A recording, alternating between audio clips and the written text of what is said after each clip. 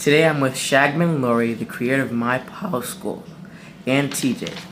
TJ will be asking questions about bullying and anti-bullying games he would like to create.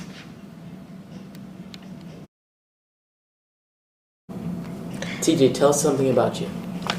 My name is TJ. I made a company called Cyberbullies Against Cyberbullying, and the slogan is "Good guys don't bully."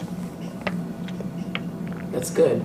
Mr. Shagmond, tell us something about you. My name is Shagmond Lowery, and I am the creator of a school safety app called MyPal Schools, and I created it in 2019, and I started with one pilot school, and by the end of the third school year now, I'm in 150 schools.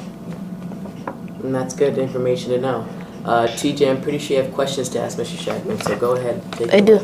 When did you realize you were passionate about stopping cyberbullying?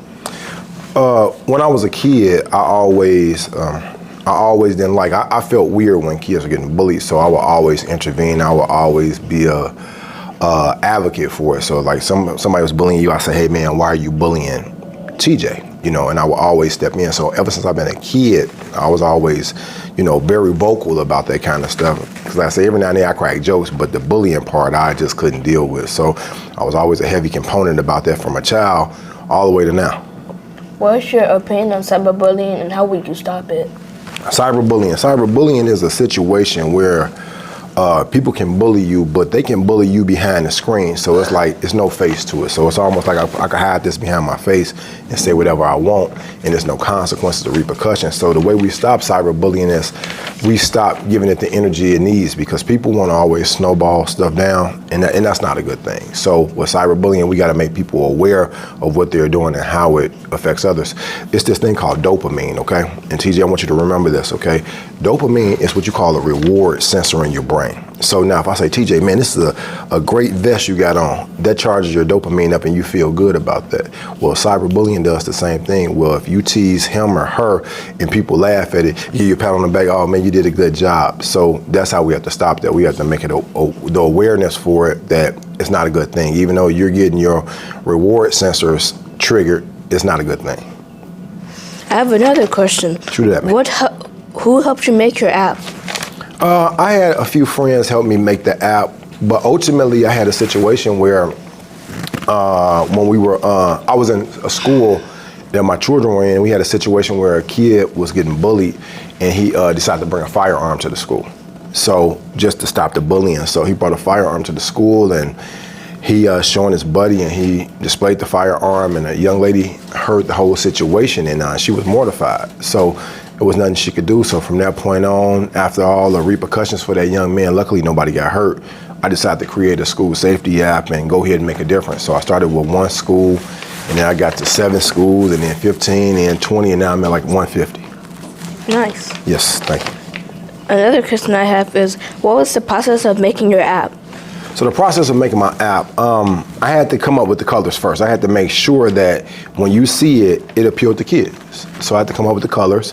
And then I also had to go ahead and come up with the areas of concern. So bullying, cyberbullying, personal crisis. Well, personal crisis I got from a school district. They actually helped me out, called School District 163. And they said that we need to have something for the mental health piece. So they came in and said, throw that personal crisis in. So I added that.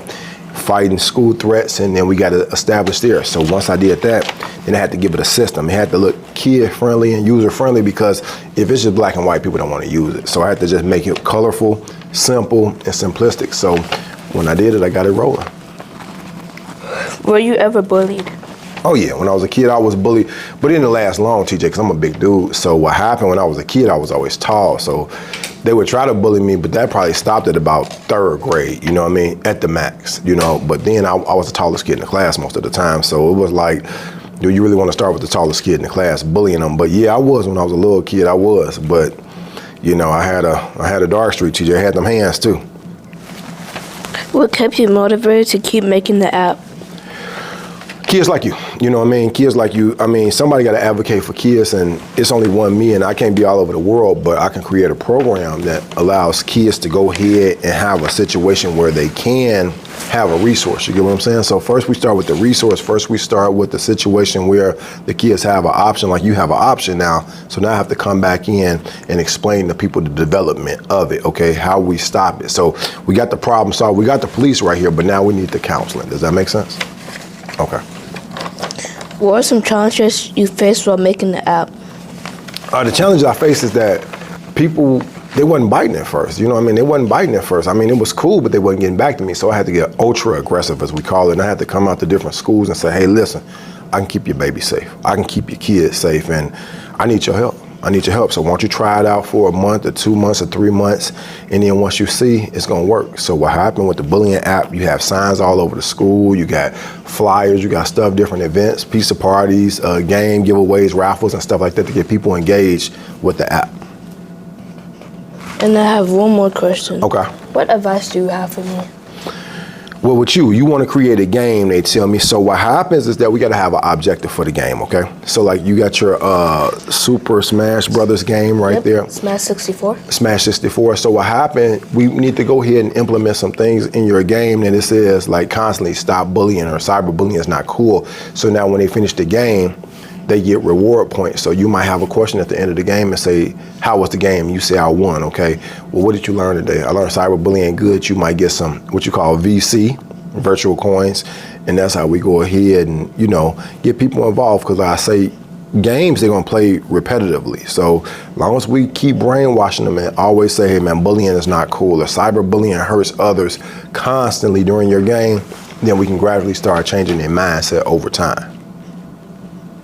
Well, TJ, if that's all the questions you have, we'd like to thank you, Mr. Shagmond, for taking the time to answer these questions TJ had. Oh, thank you.